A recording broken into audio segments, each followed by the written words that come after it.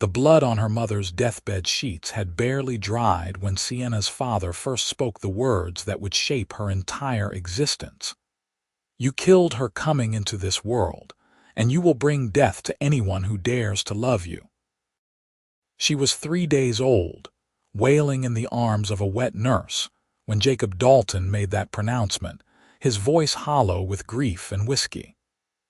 The year was 1858, and in the rough mining town of Breckenridge, Colorado, curses were taken as seriously as claim jumps and card cheats. Now, 22 years later, Sienna stood behind the counter of her father's general store, watching the spring sunshine filter through the dusty windows, illuminating the jars of hard candy and bolts of calico fabric. Her dark hair was pulled back severely, her dress buttoned to her throat despite the warmth of the May afternoon. She had learned early to make herself small, unremarkable, forgettable. The curse her father spoke of at every opportunity had become the gossip of Breckenridge, repeated in whispers at church socials and shouted during her father's drunken rages. 3 men had shown interest in her over the years. The first broke his leg the day after he asked to court her. The second contracted typhoid fever within a week of bringing her flowers. The third, sweet Timothy Warner, had been trampled by his own horse the morning he planned to ask her father for permission to marry her. That had been 4 years ago, and since then, the townspeople treated Sienna like a beautiful but poisonous snake, something to admire from a safe distance. The bell above the door chimed, and Sienna looked up from the ledger she was updating. A man walked in, tall and broad-shouldered, his hat pulled low against the bright afternoon sun. Dust covered his clothes, the kind that came from hard riding, and when he removed his hat, she saw dark hair and eyes the color of creek water after the mountain snow melted, a clear gray-green that seemed to see straight through her careful defenses. "Help you?" she asked, keeping her voice neutral, her gaze somewhere near his left shoulder. "Need supplies," he said, his voice low and smooth, with the hint of an accent she could not quite place. "Riding up to work the Kennedy Ranch. Name's Kade Donovan." Sienna nodded, pulling out a piece of paper. "Give me your list. I will gather what you need." "Rather pick things myself, if that is all right," Kade said, and before she could protest that it was not how things were done, he was moving through the store with the easy confidence of a man comfortable in his own skin. She watched, her hands gripping the counter's edge as he selected coffee, beans, salt pork, and ammunition. When he brought everything to the counter, his hands brushed hers as he set down a bag of flour, and she jerked back as if burned. "My apologies," he said, and there was something in his tone that made her finally meet his eyes. What she saw there was not the fear or morbid curiosity she had grown accustomed to, but simple human interest. He did not know. He was new to town, had not yet heard the stories. "That will be $4.30, she said quickly, tallying the items with practiced efficiency. He counted out the money, his fingers lingering a moment longer than necessary when he placed the coins in her palm. "Might I ask your name?" "Sienna Dalton," she said, then immediately wished she had lied. But lying had never come easily to her, even when it might have saved her trouble. "Pretty name for a pretty woman," Kade said, and there was no practiced charm in his words, just honest observation. "I reckon I will be back soon for more supplies." "We are open 6 days a week," Sienna replied, gathering his purchases into a burlap sack. "Mind yourself on the mountain roads. Spring rains make them treacherous." "I will take that under advisement," he said, taking the sack. He settled his hat back on his head and tipped it to her. "Good afternoon, Miss Dalton." After he left, Sienna stood motionless, her heart beating an unfamiliar rhythm against her ribs. Then she shook herself, angry at her own foolishness. He would hear about the curse soon enough, probably within the hour. The Kennedy Ranch hands came into town every Saturday night for whiskey and cards, and they loved nothing more than sharing gossip with newcomers. By tomorrow, Kade Donovan would cross the street to avoid passing too close to the general store. But Monday came, and Kade returned. Not for supplies, he admitted with a slight smile that transformed his serious face into something almost boyish, but because he had been thinking about the woman with sad eyes and careful hands. Sienna's father was in the back room, sleeping off Sunday's bottle, so she was alone when Kade asked if she might take a walk with him after the store closed.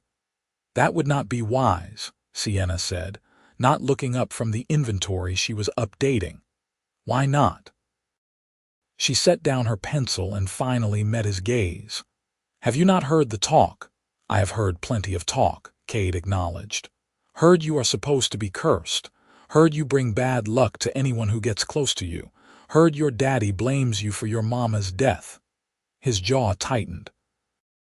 "I have also heard that your daddy is a drunk who never got over losing his wife, and that this town is full of superstitious fools looking for someone to blame when bad things happen, as bad things do." Sienna felt something crack open in her chest, a small fissure in the wall she had built over 22 years. "3 men who showed interest in me came to harm. That is fact, not superstition." Timothy Warner's horse had been spooked by a rattlesnake, which the farrier found when he examined the body. "That snake had nothing to do with you." Kade leaned against the counter, his posture relaxed but his eyes intent. "Thomas Fletcher caught typhoid from his brother who had it first. And Robert Morrison was drunk when he broke his leg, which everyone knows but no one mentions because his daddy is on the town council." She stared at him. "How do you know all this?" "Because I asked questions. Actual questions, not just listening to gossip." Kade's expression softened. "I have been cursed myself, in a manner of speaking. My family died when I was 16. Cholera took them all in the span of 2 weeks. I was the only one who survived. Some folks said I was blessed. Others said I was cursed, that I should have died with them. I learned real quick that curses are just stories people tell to make sense of a senseless world." "Why are you telling me this?" Sienna whispered. "Because I see you, Sienna Dalton. I see a woman who has been caged by other people's fear and her father's grief. And I am asking if you might want to step outside that cage, just for an hour, just for a walk." She should have said no. Every ounce of self-preservation screamed at her to refuse, to protect this kind stranger from whatever darkness seemed to follow her. But she was so tired of being alone, so exhausted from carrying the weight of a curse she had never chosen. "After 6 o'clock, she heard herself say, "when the store closes." Kade's smile was like sunrise over the mountains. "I will be here."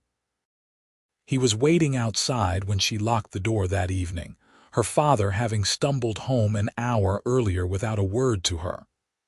Kade offered his arm, and after a moment's hesitation, she took it. They walked through town, and Sienna felt the eyes on them, felt the whispers starting. But Kade seemed oblivious, pointing out the way the evening light turned the mountain peaks gold, asking her questions about Breckenridge, about the mines, about what it was like to grow up in a town where everyone knew your name. "Lonely," she admitted as they followed the creek path out of town. "It has been very lonely." "I imagine it has been," Kade said quietly. They talked until the stars came out, about everything and nothing.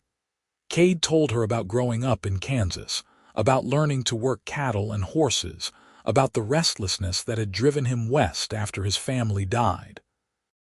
Sienna found herself talking about her mother, not the death her father obsessed over, but the stories she had been told about the woman she never knew. Her mother had loved music, had sung in the church choir, had wanted to fill their home with children and laughter. "She would have hated what your father did to you," Kade said as they walked back toward town. blaming a baby for something no baby could control. He loved her very much, Sienna said, and was surprised to find herself defending the man who had poisoned her entire life. Love does not give us the right to hurt others, Kade replied. Especially not those who depend on us for protection. At her door, Kade took her hand. May I call on you again? You should not, Sienna said, but she did not pull her hand away. That is not what I asked. Yes, she whispered. Yes, you may. Over the following weeks, Kade became a fixture in Sienna's life. He came to the store every day, sometimes for supplies, sometimes just to talk. He took her walking along the creek, riding into the mountains on his days off from the Kennedy Ranch, and once, memorably, dancing at the Saturday social, where the shocked silence when they entered together had gradually given way to tentative music. Nothing bad happened. No accidents, no illnesses, no mysterious calamities. And as the days turned into weeks, Sienna began to believe that maybe, just maybe, the curse had only ever been words. But her father was not pleased. Jacob Dalton watched the courtship with increasing agitation, his drinking growing heavier, his pronouncements more dire. You will kill him like you killed your mother, he told Sienna one night when Kade had just left after dinner. Mark my words, girl, death follows you. Or maybe death followed you, Sienna said, surprising herself with her boldness. Maybe you drank yourself into seeing curses where there were only tragedies. Mama died in childbirth. That happens. It is terrible and sad, but it happens, and it was not my fault. Her father's hand cracked across her face, the first time he had ever struck her. You do not speak about her. You have no right. Sienna held her burning cheek and looked at the man who had given her life but had never truly been her father. I have every right. She was my mother. She moved out the next day, taking a room at the boarding house run by Mrs. Patterson, a kindly widow who had always treated Sienna with more sympathy than most. It was a tiny room, barely large enough for a bed and a washstand, but it was hers, and that made it a palace. Kade helped her move her few belongings, his jaw tight with anger at the bruise blooming on her cheek. He had no right, he said, echoing his own words about love and hurt. I should have left years ago, Sienna said, arranging her mother's music box on the windowsill. It was the only thing of her mother's she possessed, a small wooden box that played a tinny version of Greensleeves when opened. I was just afraid. And now, Kade asked. Now I am more afraid of staying the same, Sienna admitted. You have shown me that there might be another way to live. Without fear, without shame. There is another way, Kade said, taking her hands in his, and I want to walk that way with you if you will have me. He kissed her then, soft and careful, and Sienna felt the last pieces of her father's curse crumble away like old mortar. This was not death or darkness. This was life, bright and terrifying and more precious than gold. But the town was not ready to let go of its ghost story so easily. A week after Sienna moved out, a mine shaft collapsed, killing 2 men. The whispers started immediately. The curse was spreading. Sienna had defied her fate by taking up with the cowboy, and now others were paying the price. Never mind that the mine had been poorly maintained, that the foreman had been warned about the rotting support beams. Never mind that accidents in the mines were common, tragic but expected. The people wanted someone to blame, and Sienna was a familiar target. Kade found her crying in her room at the boarding house, a pile of hateful letters scattered across her bed.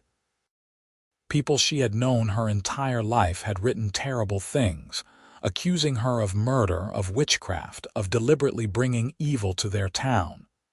They want me to leave, she told Kade through her tears. They say it is the only way to stop the curse. Then we will leave, Kade said simply.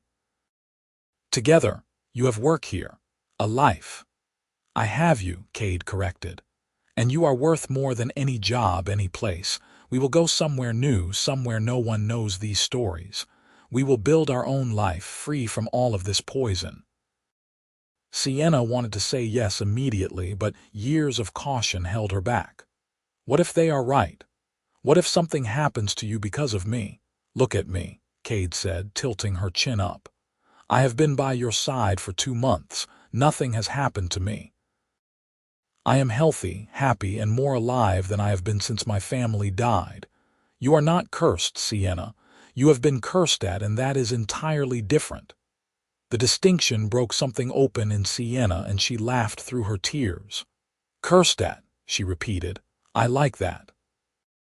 "So we will go?" Kade asked. "Yes," Sienna said. "Yes, let us go."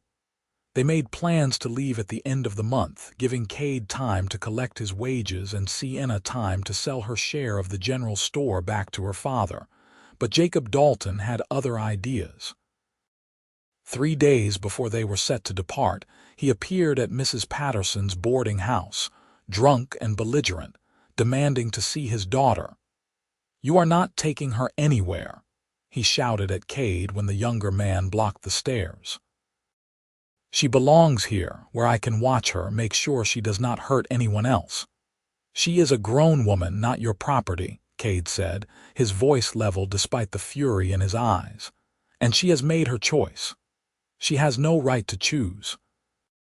Jacob lunged forward, but Kade caught him easily, the older man's reflexes slowed by drink. "The curse will follow her wherever she goes. She will destroy you like she destroyed her mother, destroyed me." "You destroyed yourself," Sienna said from the top of the stairs. She descended slowly, her head high.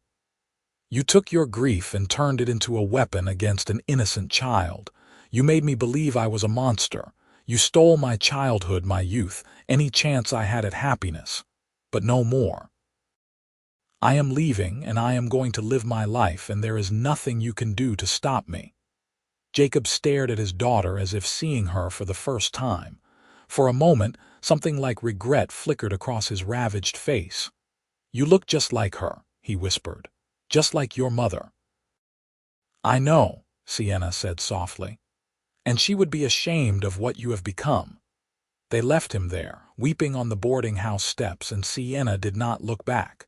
Some wounds were too deep to heal, some bridges too burned to rebuild. She had spent her entire life trying to earn her father's love, trying to prove she was not the curse he claimed she was. But she was done trying. She was simply done. They married before leaving Breckenridge, a quiet ceremony at the church with only Mrs. Patterson and a few of the Kennedy Ranch hands as witnesses.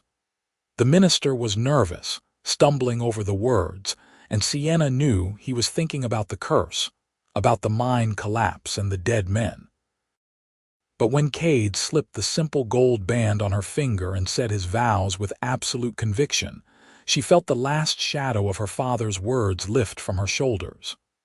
"I love you, Sienna Donovan," Kade said, using her new name like a promise. "And I will spend every day of my life proving that the only thing you ever brought into this world is light." They left the next morning, heading south toward New Mexico territory, where Kade had heard there was work on a ranch near Santa Fe.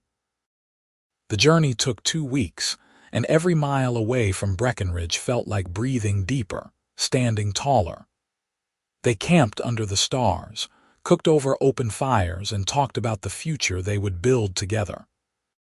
Sienna told Kade about wanting to have children, her voice tentative, afraid he would balk at the idea of her as a mother given her history. But Kade just pulled her close and said he hoped they would have a dozen babies, each one proof that love was stronger than any curse. Santa Fe was hot and dusty and gloriously anonymous. No one knew their names, their histories, their sorrows. They were just another young couple looking for work and a fresh start. Kade found a position at the Martinez Ranch, a sprawling operation that ran cattle across thousands of acres. The pay was good, and the foreman's wife took an immediate liking to Sienna. offering her work helping with the ranch's account books and occasionally teaching the workers' children to read. They rented a small adobe house on the edge of the ranch property, 2 rooms and a kitchen, with a view of the mountains that took Sienna's breath away every morning. She planted a garden, herbs and vegetables, and watched with quiet joy as things grew under her hands instead of withering. Kade worked long days but always came home with stories about the cattle, the other hands, the vastness of the New Mexico sky. At night, they lay tangled together in their narrow bed, and Sienna learned what it meant to be touched with love instead of fear. 3 months after their arrival, Sienna realized she was with child. The knowledge filled her with terror and joy in equal measure. She waited until she was certain, then told Kade one evening as they watched the sunset paint the mountains orange and purple. "I am pregnant," she said, her hand on her still flat stomach. Kade whooped with delight, lifting her off her feet and spinning her around until she laughed and begged him to stop. "We are having a baby," he said, wonder in his voice. "An actual baby. Are you not afraid?" Sienna asked when he set her down. "Afraid of what?" "That something will happen."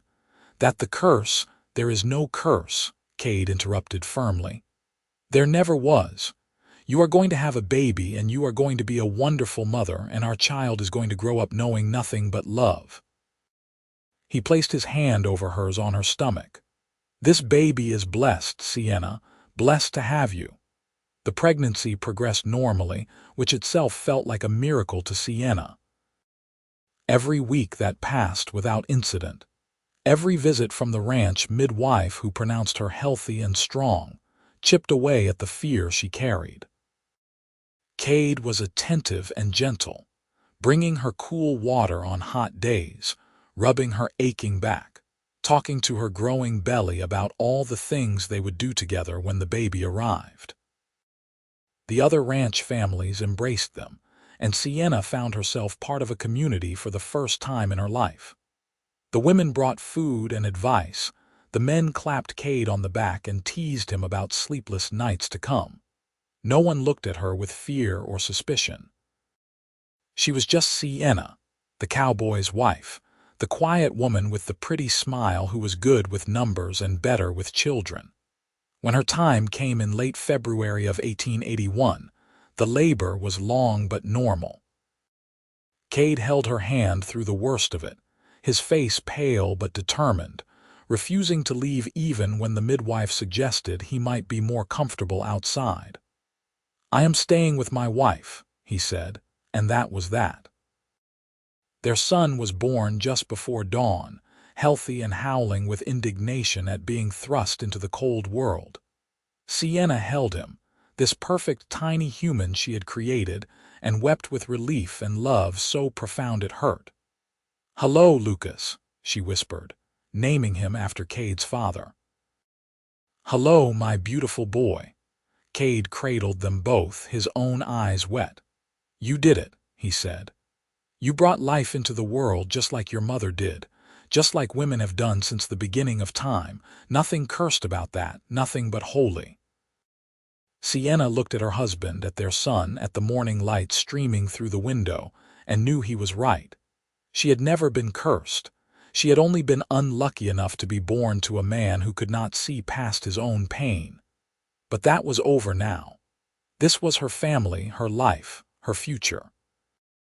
Lucas was an easy baby, quick to smile and curious about everything. Sienna found motherhood came naturally to her, all the love she had been forced to keep locked away for so many years flowing out to this small person who depended on her completely.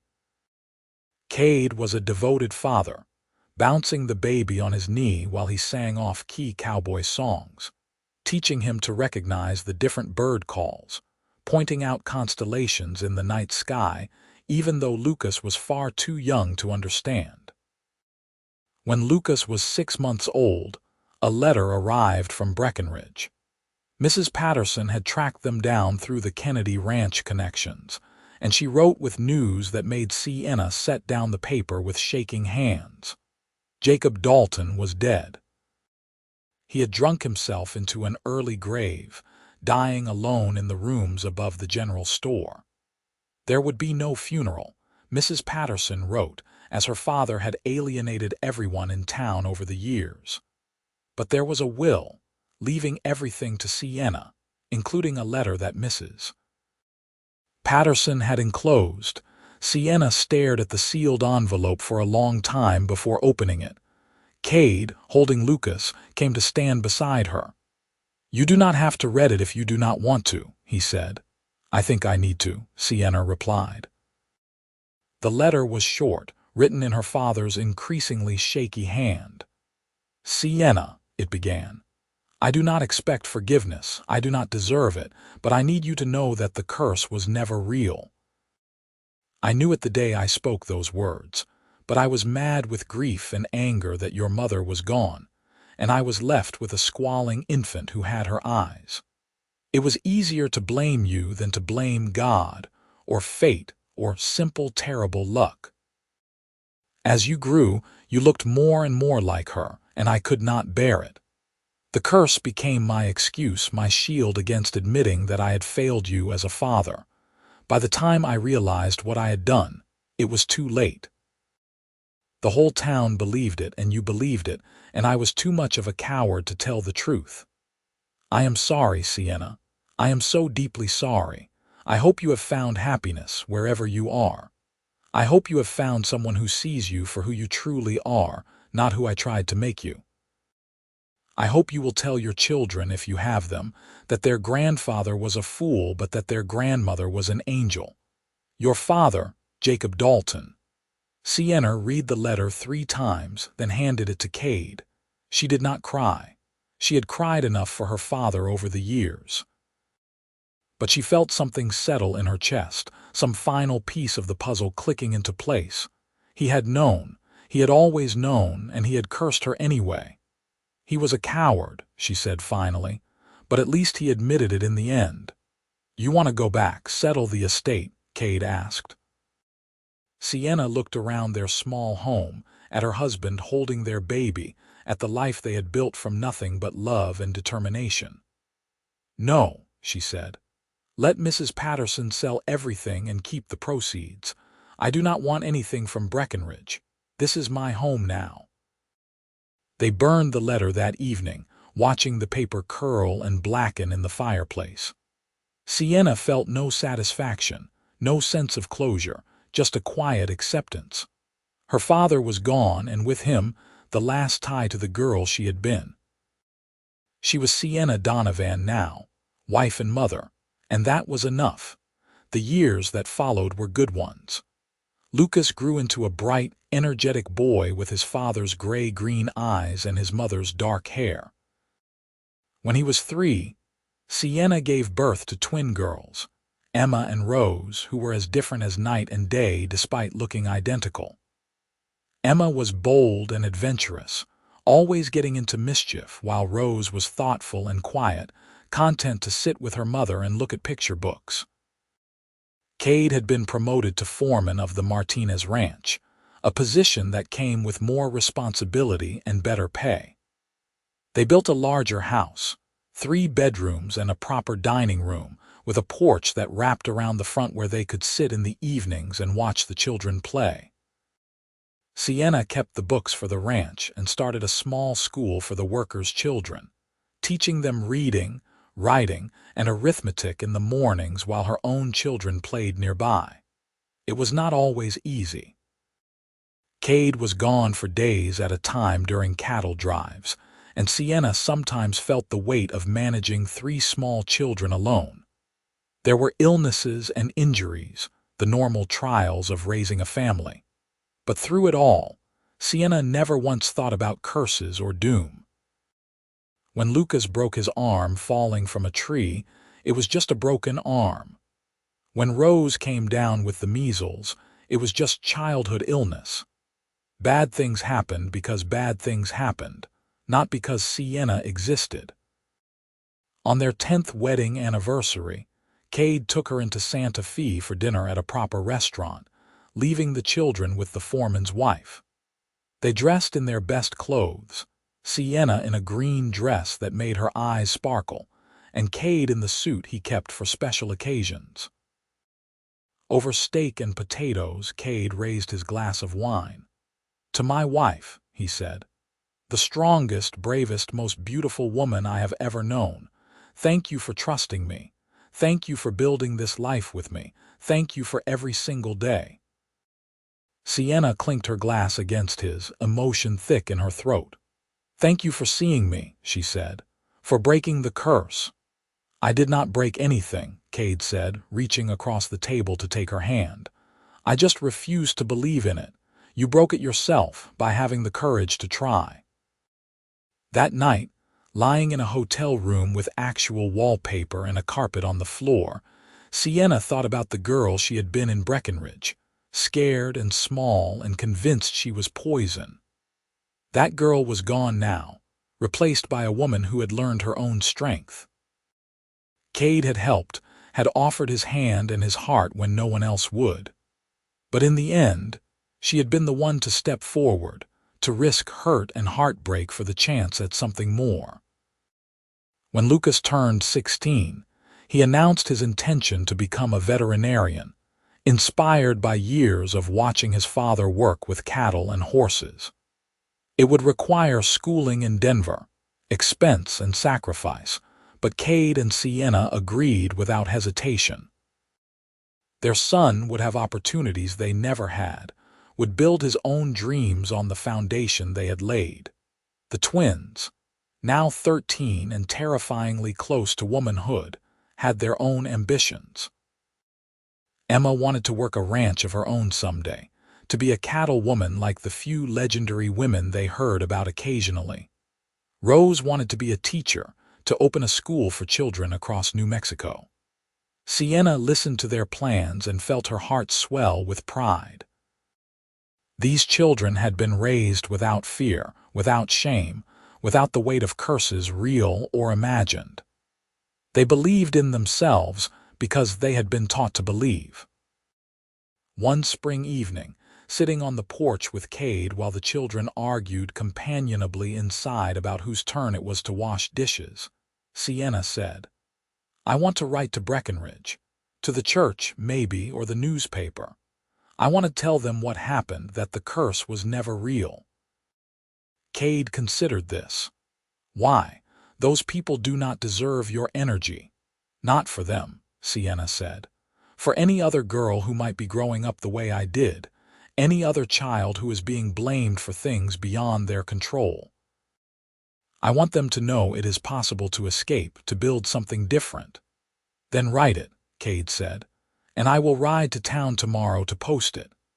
Sienna's letter was published in the Breckenridge newspaper 3 weeks later, a long, detailed account of her life before and after leaving town. She explained about her father's deathbed confession, about the happy family she had built, about the complete absence of curses or calamity in the decade since she had married Kade. She ended with a plea for compassion and reason.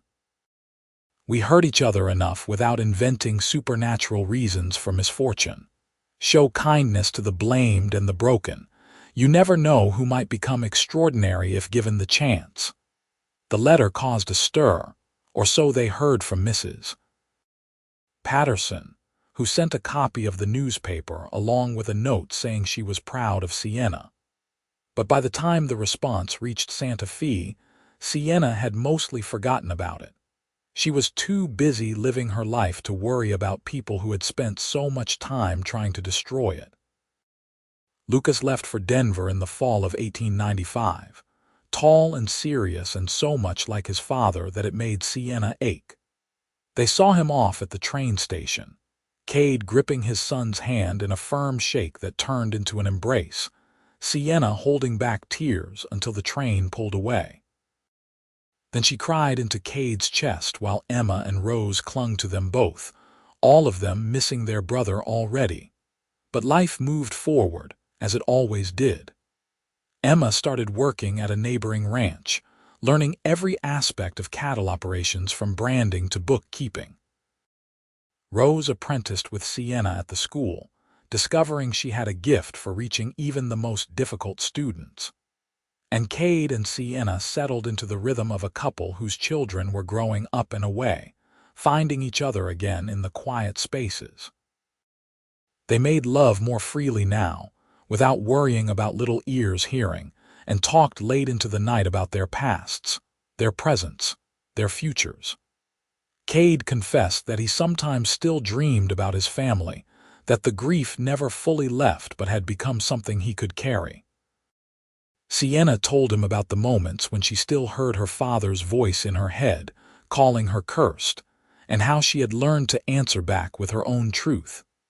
"You know what I think about when I hear that voice," she said one night, her head on Kade's chest, his heartbeat steady beneath her ear. "What? I think about the morning Lucas was born, how you told me I had brought life into the world, that there was nothing cursed about it. I think about how you spent every day from the moment we met refusing to believe in the curse. You did not just break it, Kade. You showed me it was never there to begin with. You gave me the greatest gift anyone ever gave me. You gave me myself." Kade kissed the top of her head. "You always had yourself, Sienna. You just needed someone to hold up a mirror so you could see it." In 1898, Lucas came home from Denver with a degree in veterinary medicine and a wife, a sensible woman named Clara who took one look at the New Mexico landscape and declared it perfect. They settled in Santa Fe, where Lucas opened a practice treating ranch animals and the occasional beloved pet. Emma announced her engagement to a cowboy from the neighboring ranch, a quiet young man who clearly adored her fierce spirit. And Rose received an offer to teach at a new school opening in Albuquerque, an opportunity she accepted with equal parts excitement and nervousness. Watching her children build their own lives, Sienna sometimes felt overwhelmed by gratitude. This family, this love, this normalcy, it was everything she had been told she could never have. And yet here it was, real and solid and hers. The new century arrived with celebration and optimism. Kade and Sienna were in their early 40s now, their hair showing gray, their bodies marked by years of hard work and harder love. They had been married 20 years, and Sienna could not imagine a single day of those years differently. On their 20th anniversary, their children and grandchildren, 2 from Lucas and Clara, 1 from Emma and her husband, gathered at the ranch for a celebration. They roasted a pig and danced to fiddle music and told stories late into the night. At one point, Lucas raised a glass and said, "To my parents who taught me that love is the only magic worth believing in." Sienna looked around at her family, at all these people who existed because she had dared to trust a gray-eyed cowboy who refused to believe in curses. She thought about that scared girl in Breckenridge, hiding behind the counter of a general store, convinced she was poison. She wished she could go back and tell that girl what was waiting for her, just a few years down a very dark road. She wished she could promise her that it would all work out, that there was no curse, that love was coming. But maybe that girl could not have believed it. Maybe she had needed to walk through the fire to appreciate the light on the other side. Maybe Sienna had needed to be exactly who she was, broken and afraid and convinced of her own doom, so that she could become who she was now, whole and happy and surrounded by love. As the party wound down and the grandchildren fell asleep in various laps and corners, Kade pulled Sienna close. "Happy?" he asked, his voice low in her ear. "Beyond happy," Sienna replied. "Beyond anything I ever thought possible." "It was always possible," Kade said. "You just needed someone to believe it with you."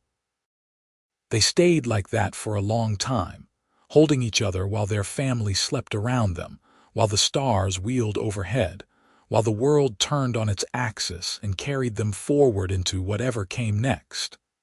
Sienna knew there would be hard times ahead, because life always brought hard times. People would die, plans would fail, Hearts would break. But none of it would be because of a curse.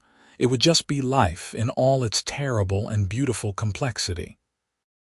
And she would face it the way she had learned to face everything, with Kade beside her, with her children as proof that love was stronger than fear, with the absolute certainty that she was not cursed and never had been. She was just human, flawed and frightened and doing her best. And somehow, miraculously, her best had been enough. The ranch continued to thrive under Kade's management, and when the owner, old Carlos Martinez, passed away in 1902, he left a significant portion of the land to Kade in his will. For loyalty beyond measure, the will stated, and for being the son I never had. It was an unexpected inheritance, transforming Kade from a foreman to a rancher overnight. He wept when the lawyer read the terms, overcome by the generosity and trust. With their own land now, Kade and Sienna made improvements, building better facilities for the cattle, digging a new well, adding a stable for the horses Kade had started breeding. It was hard work, especially as they moved into their middle years, but it was satisfying in a way that working for someone else had never quite been. This was theirs, built on a foundation of kindness and determination. Emma and her husband moved back to the ranch to help run operations, bringing their growing family with them. They now had 3 children, 2 boys and a girl, all of them as wild and free as their mother had been. The ranch house was expanded again, becoming a sprawling complex that could accommodate multiple generations. Sundays became family dinner days, with everyone gathering around a table that seemed to stretch forever, loaded with food and laughter and the comfortable chaos of a large, loving family. Lucas and Clara remained in Santa Fe but visited often, their children spending summers at the ranch learning to ride and rope. Rose came back from Albuquerque several times a year, full of stories about her students and the progressive teaching methods she was implementing. She eventually married a fellow teacher, a gentle man who wrote poetry in his spare time, and they had 2 daughters who inherited their father's love of words and their mother's gift for teaching. Sienna started writing in her spare time, nothing she intended to publish, just memories and reflections. She wrote about Breckenridge, about the curse, about the years of fear, and the moment Kade had walked into the general store and changed everything. She wrote about her children, about the small miracles of ordinary life, about learning to forgive even when the person who hurt you could never apologize enough. One day, Rose found the pages and asked if she could share them with her students.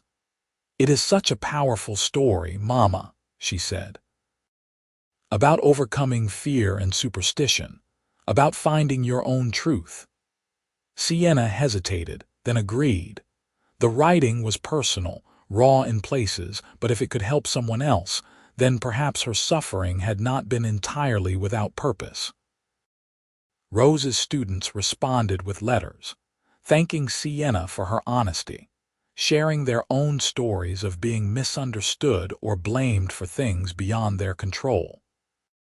Reading those letters, Sienna realized her story was not unique, that there were cursed daughters everywhere, girls and women who had been told they were too much or not enough, too loud or too quiet, too ambitious or too passive. She wrote back to each student, encouraging them to define themselves rather than accept others' definitions. "You are not what you have been told you are," she wrote again and again. "You are what you choose to become." In 1905, a publisher in New York read Sienna's writing and offered to turn it into a book. Sienna was 52 years old, her hair more silver than black now, her hands marked by years of work and worry. The idea of being a published author seemed absurd. But Kade encouraged her, and her children insisted, and eventually she agreed. The Cursed Daughter was published in 1906, a slim volume that told Sienna's story from childhood through her escape to Santa Fe. It ended not with her marriage, but with the birth of Lucas, with the moment she realized she had brought life into the world and survived. The book was modestly successful, selling well enough that the publisher asked if she might write another. But Sienna declined. She had told the story that needed telling. Now she wanted to simply live. Kade turned 55 in 1907, and the ranch hands threw him a party that lasted 2 days. He was beloved by everyone who worked for him, known for being fair and generous, quick to laugh and slow to anger. Watching him move through the crowd, accepting well wishes and ribald jokes with equal grace, Sienna felt a surge of love so powerful it nearly knocked her sideways. This man had saved her life in every way a person could be saved, and she had saved his too, she realized. He had been drifting when they met, unmoored after losing his family. She had given him a reason to put down roots, to build rather than wander. They had saved each other. That was the truth of it. That night, alone in their bedroom with the sounds of the party still echoing from outside, Kade pulled Sienna close. "Do you remember the first time I came into your father's store?" he asked. "Of course," Sienna said. "You needed supplies for the Kennedy ranch." "I did not need supplies," Kade admitted, his eyes twinkling. "I had stopped in Breckenridge to water my horse and I saw you through the window. You looked so sad and so beautiful and I knew I had to meet you, so I made up an excuse to come inside." Sienna pulled back to stare at him.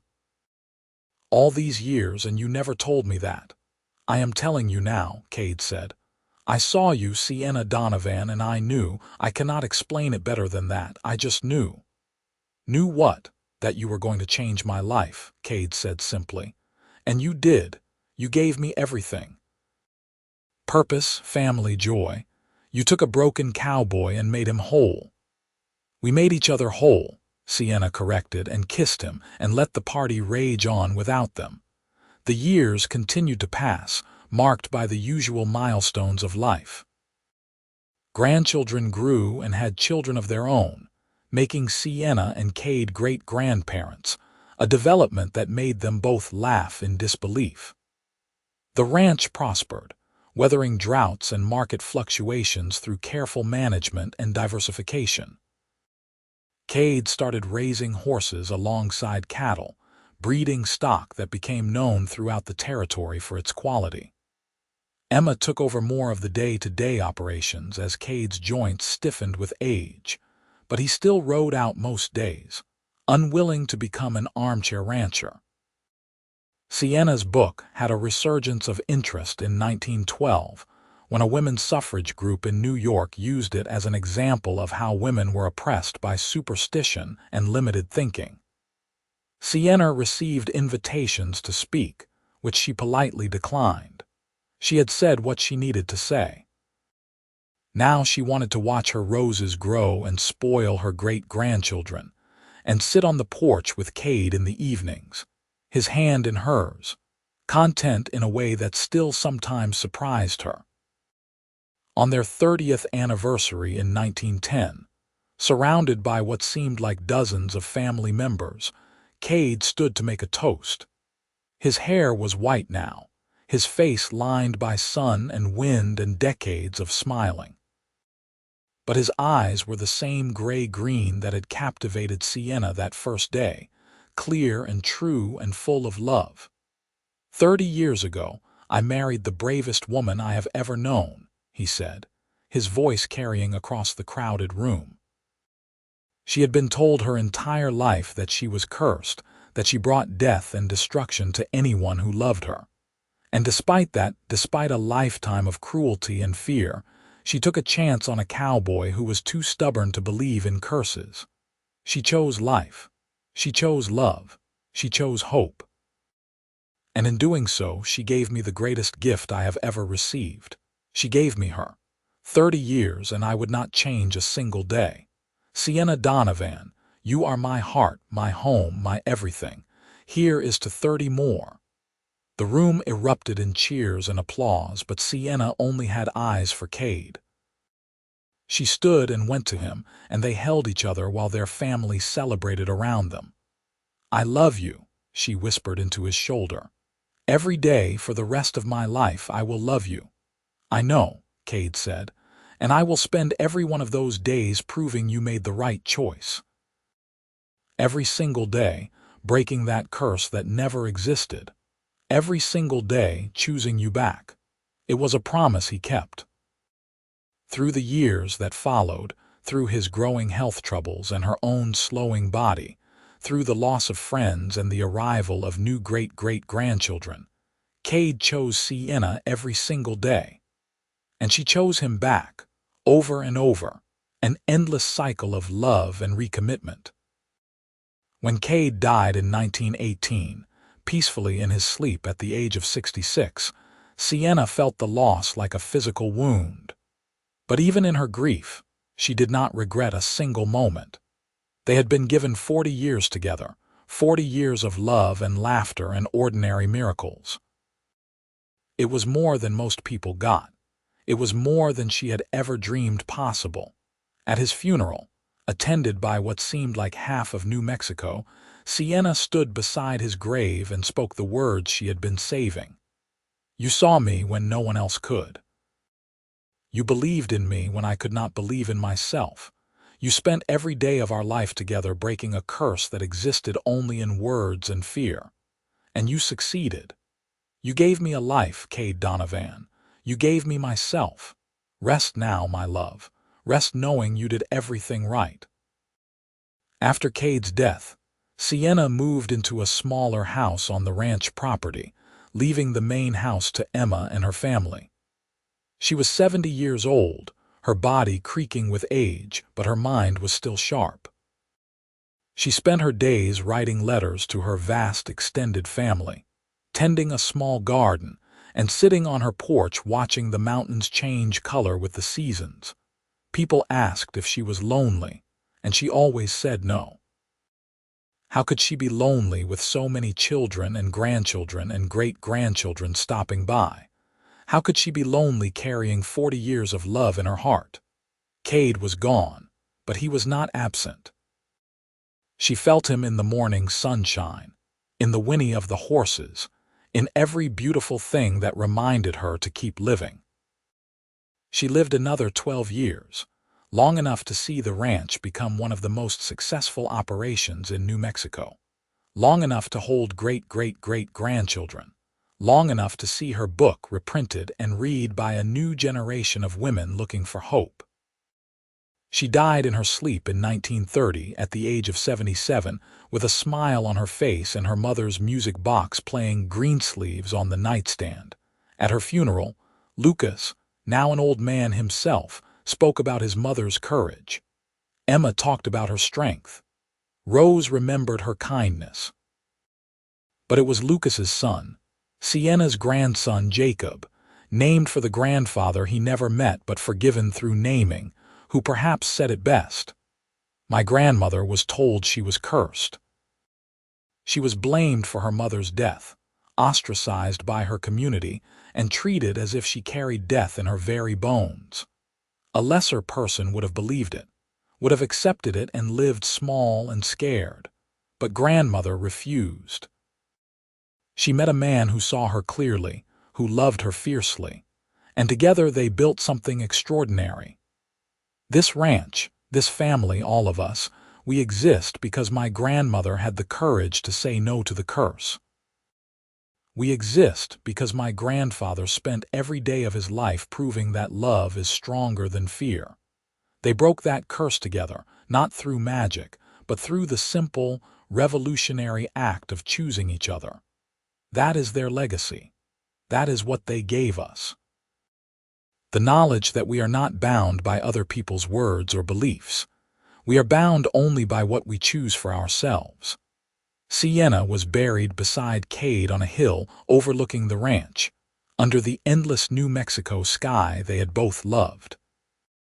On her headstone, beneath her name and dates, Lucas had carved a simple line. She brought only light. The ranch continued for generations, each one hearing the story of Sienna and Kade, the cursed daughter and the stubborn cowboy who refused to believe in curses. It became family legend, the kind of story that got better with each telling, that reminded children they came from people who had overcome impossible odds through love and determination. And somewhere, in whatever place souls go when they leave this earth, Sienna and Kade were together again, his hand in hers, watching over the family they had built, the curse they had broken, the love that had lasted long past death.